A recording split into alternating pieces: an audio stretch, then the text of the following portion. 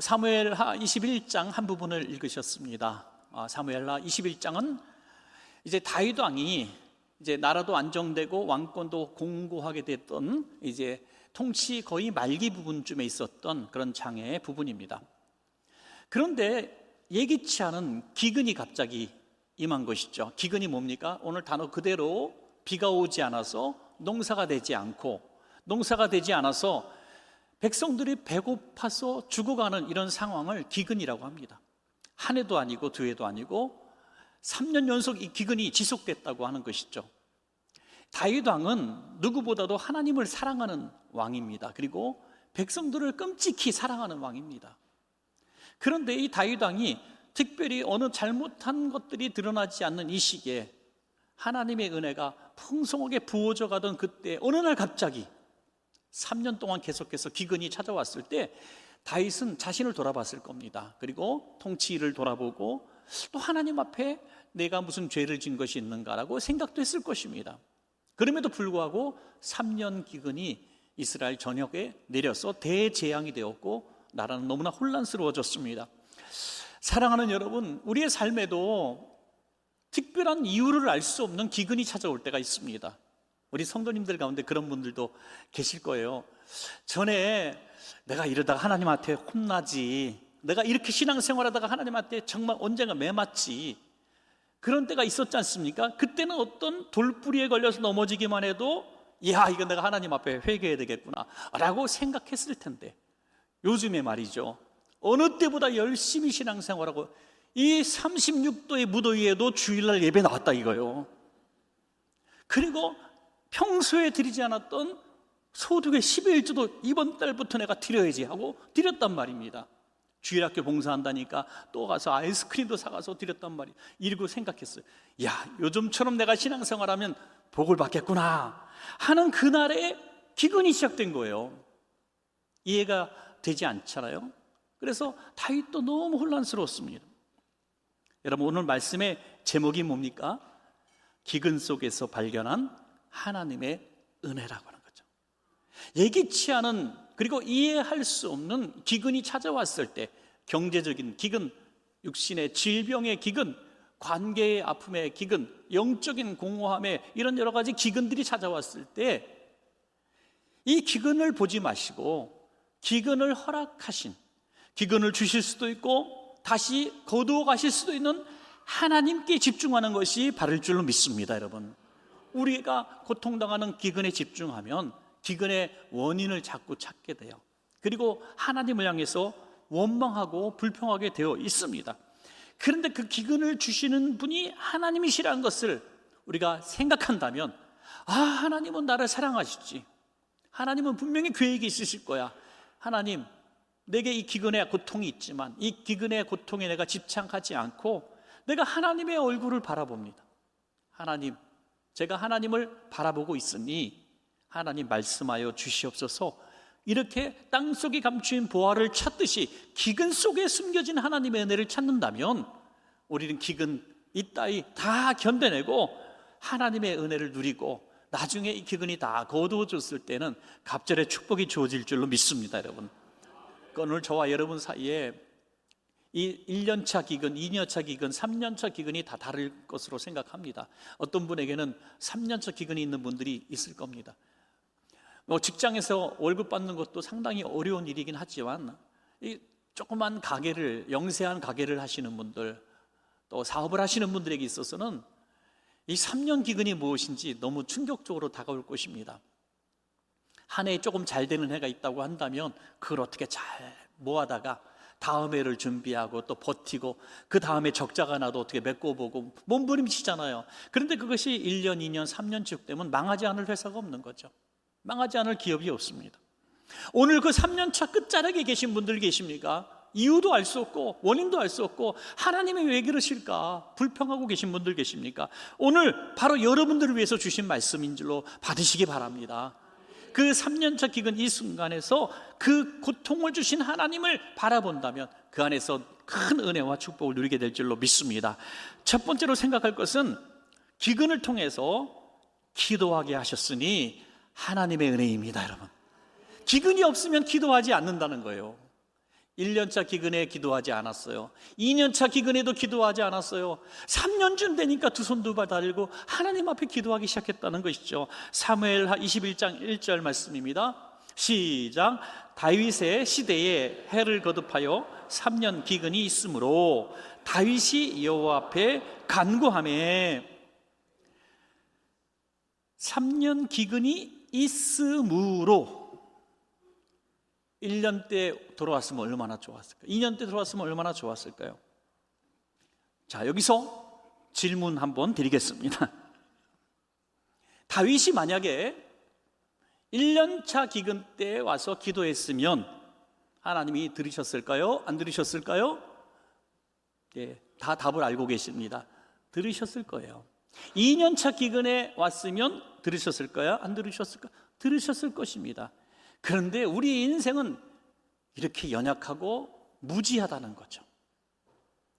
아마 1년차 흉년이 왔을 때 다윗은 이런 생각을 했을 거예요. 사람이 살다 보면 좋은 날도 있고 안 되는 날도 있는 거지 뭐.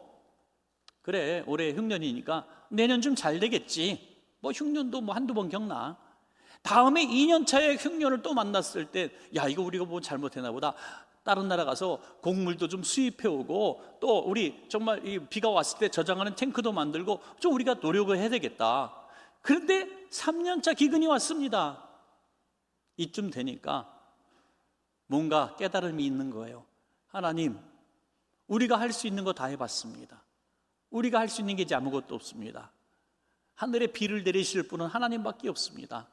하고 두 손 두 발 달들고 하나님 앞에 나온 시기가 3년차 기근이었다는 거예요. 사랑하는 여러분, 우리 성도님들은 3년차 기근까지 가지 마시고 1년차 기근이 왔을 때 주님 앞에 나와 부르짖어 기도하시는 복되신 성도님 되시기를 주님의 이름으로 부탁합니다. 여러분, 요즘 말로 하나님이 이렇게 말씀하시는 것 같아요. 좋은 말로 할 때 들어라. 좋은 말로 할 때, 좋은 말로 할 때 들어.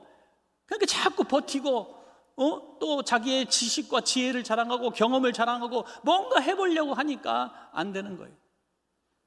정말 신실한 그리스도인들, 하나님 앞에 성공적인 삶을 오랫동안 지속하는 성도를 보니까요, 하나 공통점이 있습니다. 하나님의 음성에 민감하게 반응합니다. 여러분, 삶의 상황들을 다 하나님의 관점에서 바라봅니다. 그래서 빨리 깨닫는 거예요. 그래서 기도의 자리로 나온 거죠. 기근에 집중하면 우리는 살아갈 용기를 잊게 되고 또 하나님을 원망하고 불평하고 화가 가득 찬 생활을 할 수밖에 없습니다. 그러나 기근을 허락하신 뭔가 하나님의 이 은혜가 있을 거라고 생각하고 하나님의 눈을 똑바로 바라볼 수 있는 그런 지혜가 있다면 우리는 분명히 기도의 자리로 나가게 될 것이고 그 기도의 자리에서 하나님의 큰 은혜가 있는 것을 발견하게 될 줄로 믿습니다. 여러분, 이 기근의 고통을, 이해할 수 없는 기근의 고통을 겪은 사람 대표적인 인물이 바로 욥이죠. 우리가 생각해도 이해가 가지 않습니다. 욥은 의인입니다. 조그만 잔치를 해도 하나님 앞에 혹시 죄를 범했을까 자녀들을 위해서 대신 기도하고 제사를 드리는 사람이에요. 그런데 어느 날 갑자기 모든 자녀를 잃고 모든 재산을 잃고 모든 친구를 잃고 자기 몸은 다 병들어 죽게 됐습니다. 하나님 도대체 왜 이러십니까? 하나님 이해할 수가 없어요. 처음에는 이 모든 닥친 고난에 집중했던 것이죠. 이 기근에 집중했던 것이에요. 그래서 이 기근에 집중했을 때 이 욥은 이런 불평을 합니다. 욥기 7장 20절 말씀입니다. 시작. 사람을 감찰하시는 이여, 내가 범죄하였던 것들 주께 무슨 해가 되오리이까?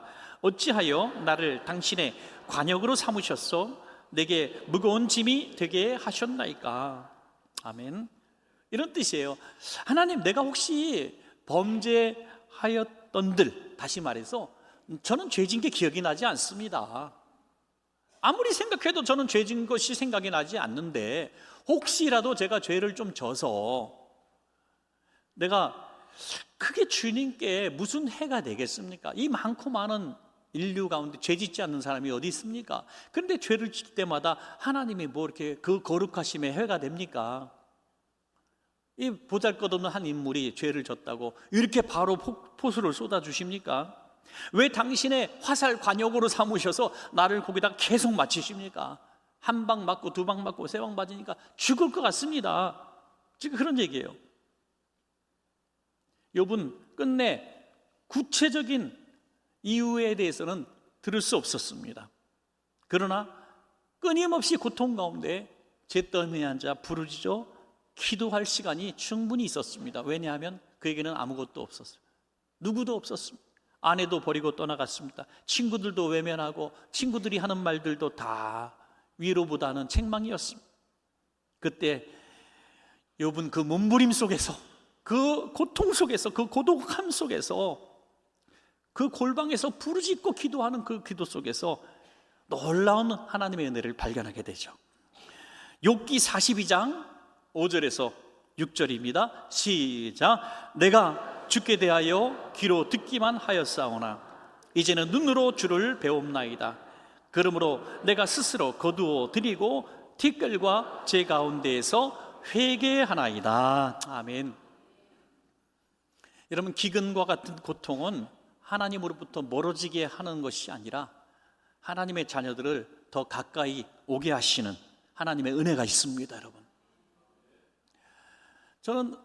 전 하나님을 정말 인격적으로 만났습니다 하는 분들이 언제 만났습니까? 물어봤을 때 모든 것이 평안할 때요, 다 잘 될 때요 라고 말하는 분은 단 한 사람도 만난 적이 없습니다. 언제 만났을까요? 기근 속에서, 그것도 3년차 기근쯤 됐을 때 하나님을 인격적으로 만났다고 고백하는 말은 너무나 많이 들었습니다. 욥은 삶은 전혀 변하지 않았지만, 병도 낫지 않았지만 하나님 앞에 그 제에 앉아 기도할 때 하나님을 만나게 된 것이죠. 그리고 이렇게 고백합니다. 내가 하나님을 조금밖에 몰랐군요. 내가 하나님을 안다고 생각했는데 귀로 듣는 수준이었군요. 그러나 이 고난 가운데서 내가 이제야 주님을 인격적으로 만났습니다 하는 거예요. 그래서 내가 했던 모든 불평의 말들, 원망의 말들을 내가 스스로 다 거두어 드립니다. 오히려 나는 죄가 없다고 생각하고 하나님에 대해서 왜 나를 관역 삼으셔서 화살 쏩니까 했던 내 입술에서 이제 회개가 나옵니다 했던 것이죠. 얼마 전에 가까이 지내는 목사님에게 들은 이야기 중에 하나인데요, 하루는 이 사무실에 앉아 계실 때 지역 정치인이 잠깐 방문했다고 해요. 근데 이 정치를 하시는 분이 이제 신자입니다. 기독교인이고 또 목사님과 몇 번 만난 적이 있던 그런 지역 정치인입니다. 이런저런 대화를 즐겁게 나누다가 그냥 궁금했더랍니다, 목사님이. 그래서 좀 직설적인 질문을 하나 했다고 해요. 아무개 의원님은 교회 다니는 사람입니까? 하나님을 만난 사람입니까? 라고 물어요. 참 친하니까 그렇게 물어본 거죠. 저는 참 그렇게 질문해 본 적이 별로 없는 것 같은데, 당신은 그냥 교회 다니는 사람입니까? 아니면 정말 하나님을 만난 사람입니까? 그럴 때 이 정치인이 아주 은혜로운 얘기를 한 거예요. 저는 오래전부터 신자였고 교회를 다녔는데 제가 하나님을 인격적으로 만난 건 얼마 되지 않습니다. 2번 떨어졌대요. 선거에 2번 떨어지고 두 번째 떨어지니까요, 살고 싶은 마음이 1도 없더라는 거예요. 여러분, 그 정치하는 분들이 그런 실패를 했을 때 그 실망감, 몇 번 낙선을 될 때 그 당하는 당혹감은요, 굉장한 것 같아요. 온 세상 사람들이 자기를 다 버린 것 같더래요. 온 세상 사람들이. 집에서도 좋은 소리 하나도 안 들어요. 왜? 집에 있는 거 다 갖다가 냄비까지 다 팔아서 선거했기 때문에 다 욕을 하는 거죠. 누구도 연락을 받지 않더래요. 그리고 혹시나 해서 어디 잠깐 너무 마음이 추스리기 어려서 일주일 동안 어디 가 있었는데 막 위로 전화 올 줄 알았더니 전화 한 통도 안 오더래요. 세상이 다 나를 버린 거예요. 세상이 나. 이런 얘기가 이제 겹쳐진 거죠. 저는 몇 가지가. 다른 사람의 얘기도 물론 포함됩니다만은, 이런 정치인들이 낙선했을 때 당하는 고통들을 이분이 겪은 거죠. 그냥 하루는 찾는 사람도 없고 보자는 사람도 없고 길을 걷는데 막 그냥 하염없이 너무나 마음이 아파서 기도할 곳을 찾는데 동네 교회가 하나 있더라는 거죠. 그래서 조그만 개척교회에 올라가서 그냥 기도의 자리에 딱 앉았는데 평생에 흘릴 눈물이 거기서 다 쏟아졌대요. 줄줄줄줄 눈물이 나오고 부끄러움과 죽고 싶은 마음과 하나님 앞에 막 울면서 통곡을 하는데 한참 울다가 보니 주님이 자기가 오랫동안 신앙생활하고 교회를 다녔다고 생각하고 하나님을 안다고 생각했는데 그때서 처음으로 주님을 만났대요. 주님이 정말 실존하시는 주님으로 선명하게 나타나셔서 자기를 꼭 잡아주시고 안아주시더라는 거예요. 그때 그 순간에 낙선이고 뭐고 진짜 세상을 다 얻은 행복과 즐거움이 있었다는 거죠. 그리고 이번에 하나님의 은혜로 당선이 됐습니다 하는 거죠.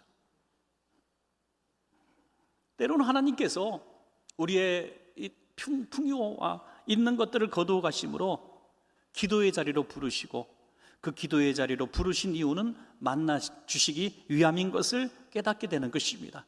그래서 후에는 이렇게 얘기하죠. 기근은 기도하지 않았던 나를 기도의 자리로 부르시는 하나님의 음성입니다 라는 것입니다. 두 번째로 기근이 왜 은혜입니까? 기근을 통해서 죄를 깨닫게 하셨으니 은혜입니다. 여러분, 죄를 모르고 살아가면 그 후에 그 죄값을 다 받을 텐데 죄를 깨닫게 하셔서 회개하고 청산하게 하셨으니 어찌 은혜가 아닙니까? 여러분, 사무엘하 21장 1절입니다. 시작.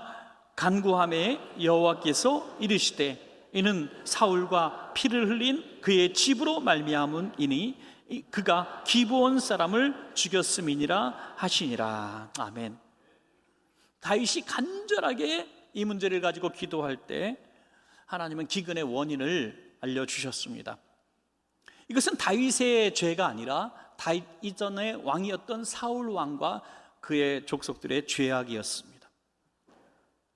사울 왕과 이스라엘 사람들이 기브온 사람들을 죽였음이라고 말씀해요. 죽였음이니라. 그냥 전쟁하는 왕이 뭐 사람 한두 명 죽였겠습니까? 한 민족 두 민족과 싸웠겠습니까? 얼마나 많은 사람을 죽였을까요? 그런데 갑자기 기브온 사람을 죽였다고 말씀하시고 그 때문에 기근이 왔다고 말씀하실까요? 그 옛날 얘기를 지금 하고 계시는 거예요.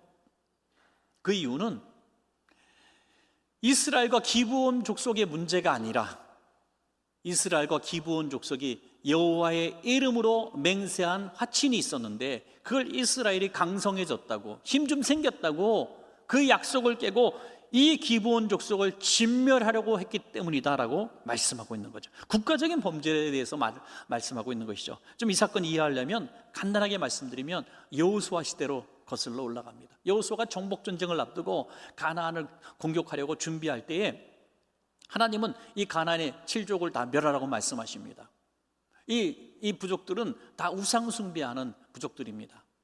그런데 이 가나안에 살고 있었던 여러 족속들 가운데 인근에 살고 있는 족속들도 다 벌벌 떨었겠죠. 이 기브온 족속들이 있었던 거죠. 가만히 생각하니까 기브온 족속인 자신들도 이스라엘이 들어오면 다 죽을 것 같은 생각이 들은 거예요. 그래서 꾀를 냅니다.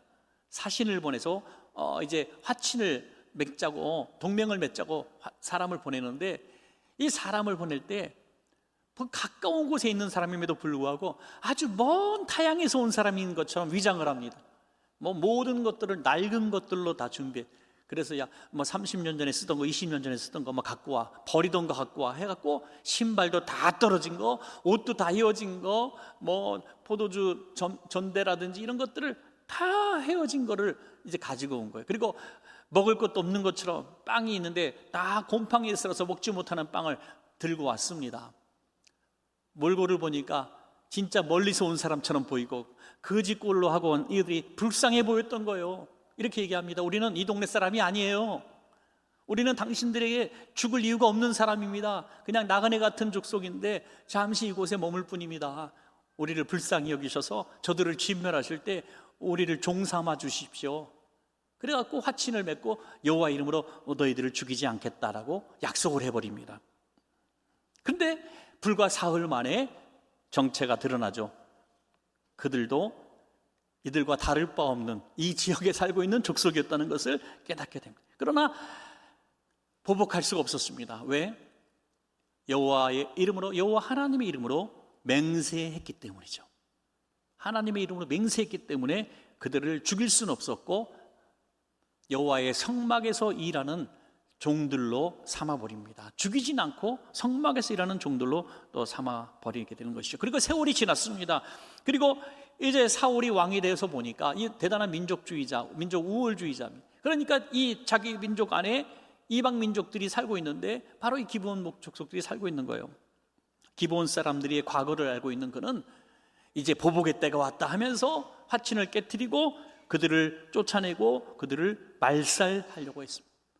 민족, 인종 자체를 다 진멸하려고 하는 이 끔찍한 하나님의 백성으로 도저히 할 수 없는 국가적인 범죄, 살인죄를 저지르게 됐던 것이죠. 하나님은 공의의 하나님이십니다.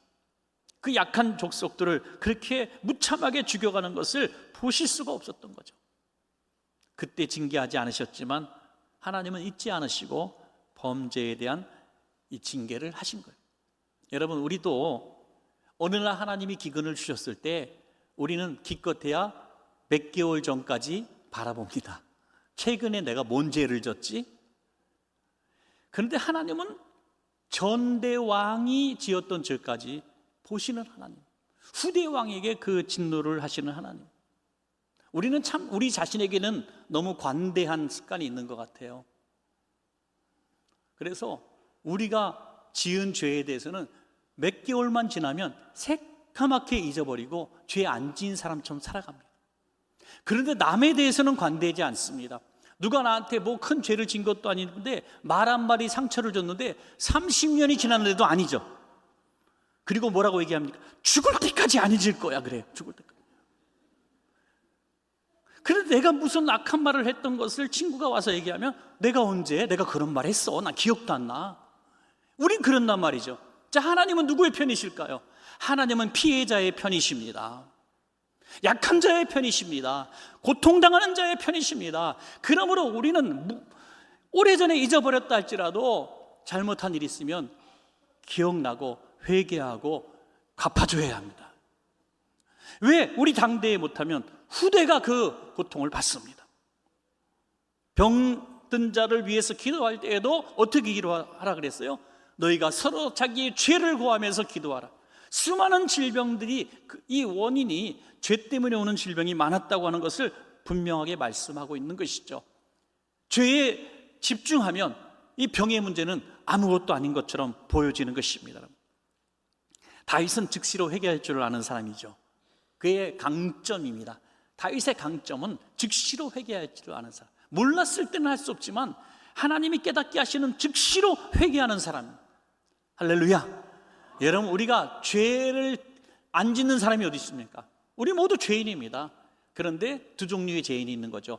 회개한 죄인이 있고 회개하지 않는 죄인이 있습니다. 회개한 죄인은 하나님이 기억하지 않으시는 거죠.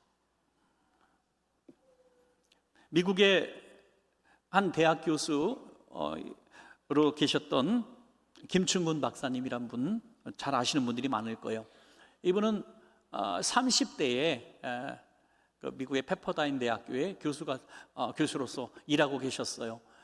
물론 몇 년 전에부터 교수가 됐으니까 정말 30 나이에 교수가 되신 분이죠. 대단한 천재죠.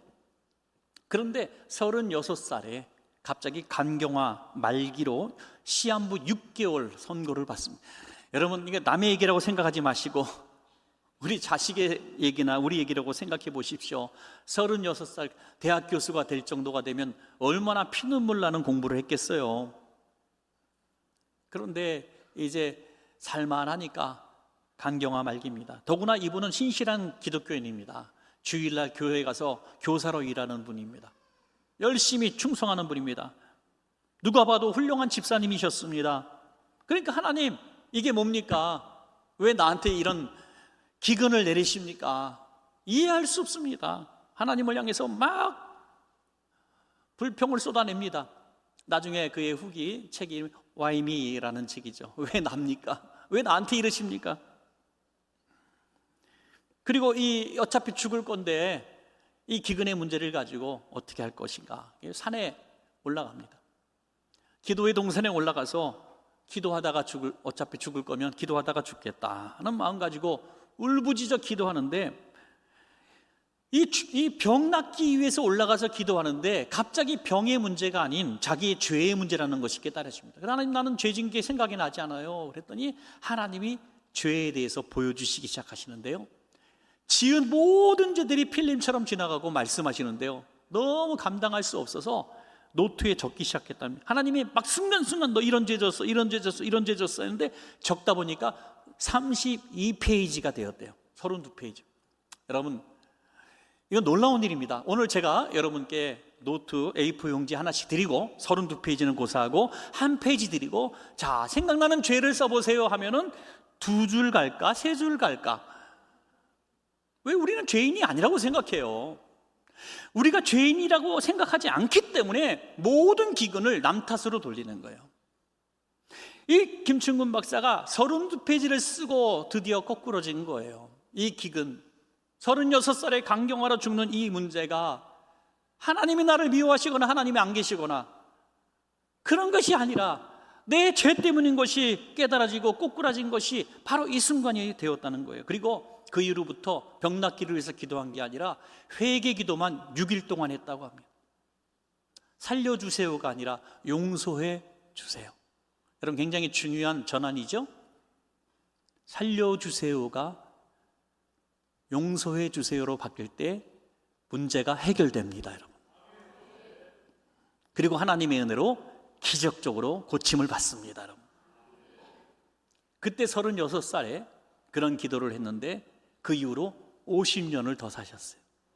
50년 동안 세계의 캘리포니아 대학을 비롯해서 유명한 대학의 교수로 계시고 전 세계를 돌면서 젊은이들을 주님 앞에 돌아오게 하고 미국의 350개 대학에서 주님을 섬기도록 권면하는 복음 전도자로 살았고, 지금도 그가 만든 자마 선교회는 대단히 큰 규모로 남아 있습니다, 여러분. 이래도 기근이 은혜가 아닙니까? 이래도 기근이 축복이 아닙니까? 여러분, 우리에게 기근이 왔을 때 그걸 깨닫고 몰랐던, 생각나지 않았던 죄악들이 생각나고 이것이 회개되었다면 은혜 중에 은혜인 줄로 믿습니다. 마지막 세 번째는 기근을 통해서 하나님의 뜻을 이루게 하셨으니 은혜입니다, 여러분. 자, 사무엘하 21장 3절입니다. 시작. 다윗이 그들에게 묻되 내가 너희를 위하여 어떻게 하랴? 내가 어떻게 속죄하여야 너희가 여호와의 기업을 위하여 복을 비겠느냐 하니. 내가 어떻게 하랴? 피해자의 관점에서 묻습니다. 내가 왕인데 너는 이렇게 하면 되겠어 하고 얼마의 보상을 제시하지 않습니다. 앞으로 살아갈 생명의 약속을 하지 않습니다. 너희가 원하는 대로 해주겠다. 회복의 길을 제대로 모색하는 거죠. 여러분, 굉장히 지혜로운 태도입니다. 우리가 뭔가 화해를 청하고 또 용서를 구할 때는 내가 이렇게 하면 되겠니라는 것이 아닙니다. 네가 원하는 게 뭐야? 라고 묻는 것이 맞습니다.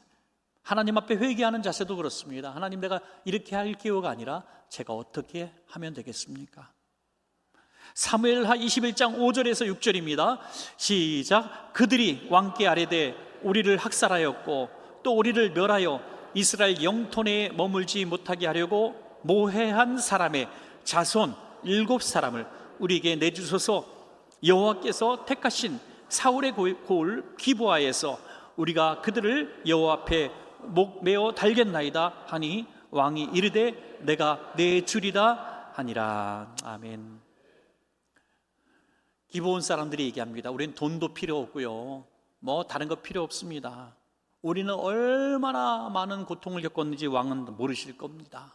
얼마나 많은 형제자매들이 무참히 학살을 당했는지, 우리 민족 자체를 그냥 다 멸절하려고 어린아이고 아녀자고 노인이고 다 죽였던 그날을 왕은 기억도 못하실 겁니다. 우리는 다 갚을 수 없습니다. 하지만 우리를 그렇게 고통받게 만들었던 그 사울의 그 모해한 족속들, 바로 이 일들을 주동한 세력, 주동자, 그 주동자들 중에서 그 후손 7사람만 내어주십시오. 우리가 상징적인 보복을 하겠습니다. 그리고 그의 7명을 처단하게 됩니다. 여러분, 하나님의 공의는 무섭습니다. 언젠가 기억하시는 분이십니다. 우리의 죄가 우리 당대에 하나님의 징계가 없어도 안심할 것이 아닌 것은 후대가 그 고통을 받을 수도 있다는 거죠. 우리가 할 수 있으면, 될 수 있으면 선을 심고 의를 심어서 우리가 그 열매를 먹지 못하면 우리 후대가 그 복을 받도록 하십시오, 여러분. 그렇게 피로 죄를 씻으니까 그렇게 기도해도 내리지 않았던 비가 하늘 문을 열고 쏟아지기 시작하는 것이죠. 사무엘하 21장 14절 마지막 절입니다. 시작. 그 후에야 하나님이 그 땅을 위한 기도를 들으시니라. 아멘. 기도의 문이 막혀 있었던 것을 다윗은 몰랐어요. 하나님과의 자기의 막힌 기도의 문, 이것은 바로 기브온 사람들의 한을 풀어주는 것이고 하나님의 공의를 실천하는 일이었다는 것을 몰랐습니다. 오늘 우리 앞에 있는 우리가 다급한 문제로 다가선 질병, 사업, 모든 관계의 문제들, 이거 막힌 문은 절대로 우리가 아무리 부르짖어도 열리지 않습니다. 그 기근 가운데서 감추어진 하나님의 은혜를 누려보시기 바랍니다. 하나님은 분명히 계획이 있으셔서 그런 응답을 더디게 하시고 있는 중입니다. 오히려 버티면 버틸수록 3년이 4년 되고 5년 될 수도 있는 것이죠. 빨리 기도의 자리로 가시고 빨리 회개하시고 빨리 하나님의 뜻을 이루는 사람이 될 때 바로 그 즉시로 그 하늘의 문이 열리는 복이 있을 줄로 믿습니다.